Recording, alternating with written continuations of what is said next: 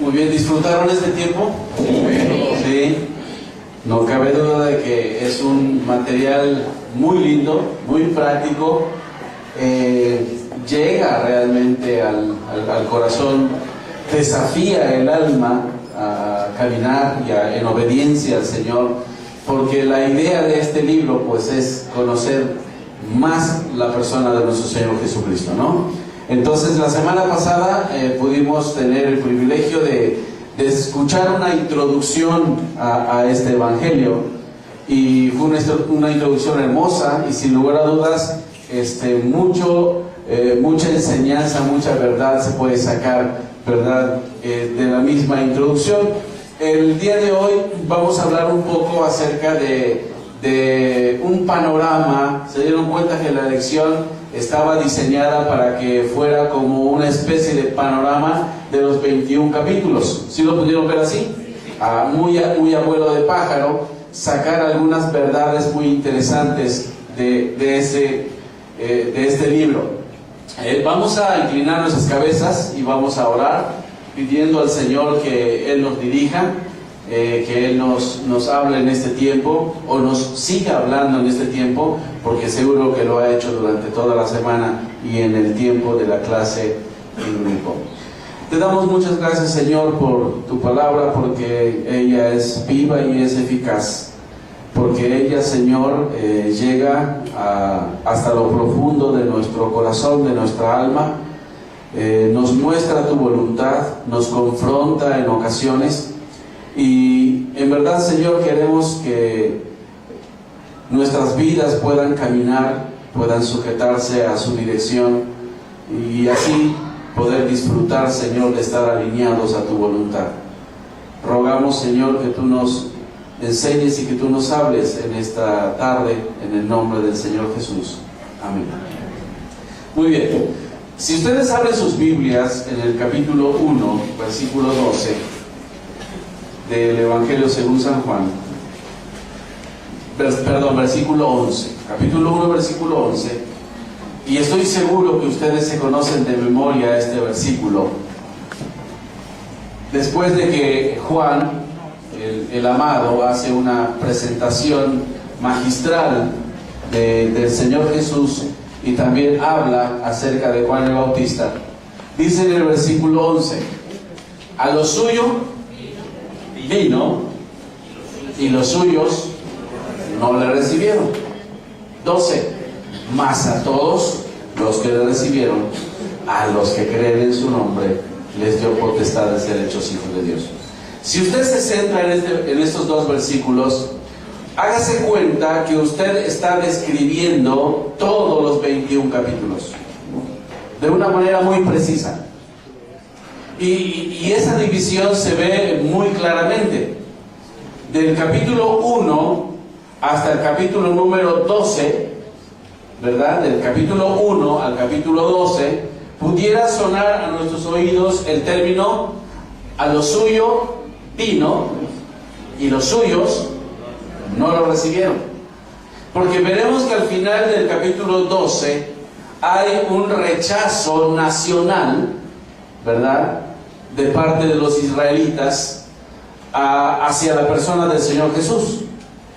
Ese rechazo nacional abre la puerta para un momento hermoso de intimidad con sus 12, que después se transformaron en 11, y que son capítulo 13, capítulo 14, capítulo 15, capítulo 16 y capítulo 17. Y ahí suena, ¿verdad?, un poquitito la palabra del Señor, que nos dice: mas a todos los que le recibieron. Evidentemente los 12 estaban entre aquellos, o los 11 en este caso, estaban entre aquellos que le recibieron. No eran los únicos, ciertamente, ¿verdad?, pero estaban dentro de aquellos que le recibieron. De hecho, son los más íntimos de Jesús. A todos los que le recibieron, a los que creen en su nombre, les dio potestad de ser hecho hijo de Dios. Y el Señor entonces invierte o tiene un periodo o una estadía larga con sus discípulos. Se habla de la Pascua, se menciona allí en esos capítulos, Y el escritor involucra 5 capítulos. Ahora dense cuenta el promedio interesante de todo esto. ¿Cuántos capítulos tiene Juan? 21. Y 5 capítulos invierte Juan, o toma Juan, o en la división se han tomado 5 capítulos para el hecho de que Jesús estuviera íntimamente con sus judíos, con sus discípulos, perdón. 5 capítulos. En promedio sería alrededor de ¿cuánto? De la cuarta parte. Alrededor de un 25% de todo el libro, en capítulos hablando, habla de la intimidad con sus discípulos. Y ciertamente es muy importante. Y más adelante, del 18 al 20, ¿verdad?, se habla de la muerte y de la resurrección del Señor Jesús. Y el capítulo 21 se habla de alguna forma de la comisión que tenían los discípulos. Ahora, pensando un poco en esto, en esta pequeña división, vamos a darnos cuenta que en el capítulo 1, en este panorama, hablando un poco de los 12 capítulos primeros, en el capítulo 1 se hace una presentación. ¿Sí se dan cuenta cómo empieza Juan? ¿Es diferente a Mateo? Sí. Completamente. No hay genealogía, ¿verdad? No hay nacimiento, sino que Juan va directamente al grano, al meollo del asunto. Como que si él tuviera una urgencia de comunicar el tema de su libro. En el principio era el verbo era con Dios, y el verbo era Dios. Esa frase, ¿a dónde les llevan sus pensamientos? En el principio, ¿a dónde les lleva? A Génesis. Es interesante. Y en el libro de Génesis, Moisés empieza el libro para mostrar el inicio de todas las cosas, el inicio del mundo entero, el inicio de la humanidad, el inicio de la familia, el inicio del plan soberano de Dios sobre esta tierra. Y aquí en este capítulo, en el capítulo 1 de Juan, el escritor empieza con algo similar. Porque él quiere comunicar el inicio de una nueva creación, por así decirlo.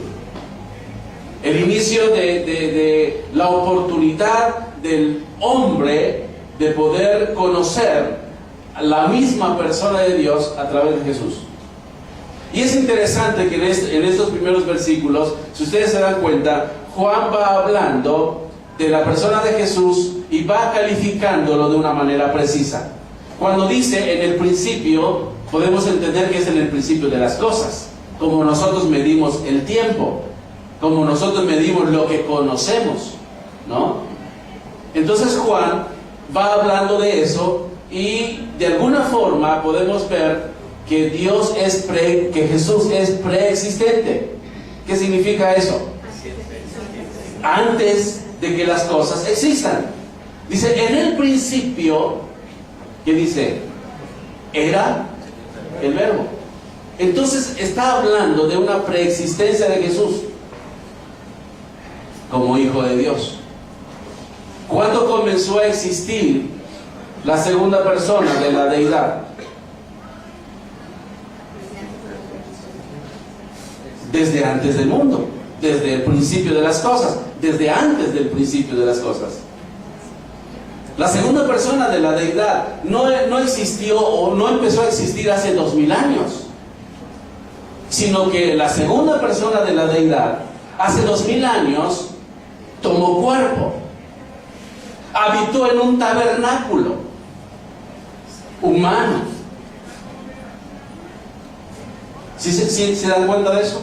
Por lo tanto, si estamos hablando de su eternidad, de su preexistencia, entonces tenemos que llegar a una conclusión. Si Él es preexistente y existe antes de todas las cosas, por lo tanto, dice Juan categóricamente, en el principio era el verbo. ¿Y quién está en el principio y antes del principio de las cosas? ¿Quién existe? Dios. Él existe en sí mismo.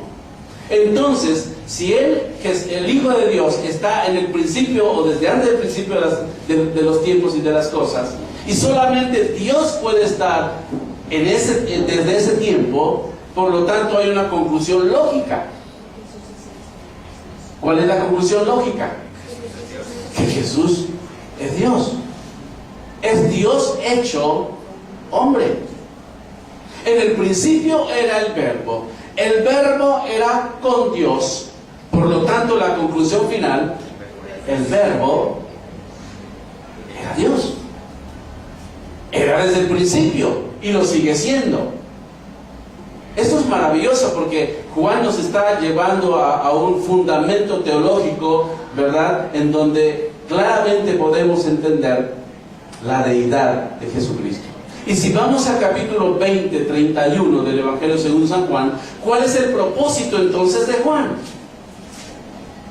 20, 31, ¿cuál es el propósito de Juan? Dice, el Señor Jesús hizo muchos milagros y se dijo muchas cosas, pero estas, ¿qué dice? Pero estas se han escrito para que creáis que Jesús es el Cristo. Y dice, el Hijo de Dios. Y para que creyendo tengáis vida en su nombre. ¿Cuál es el propósito de Juan? Demostrar a través de todo el libro que Jesús es el Hijo de Dios. Y veremos más adelante. Ese es un título que lo califica directamente en el capítulo 5, versículo 18, como Dios.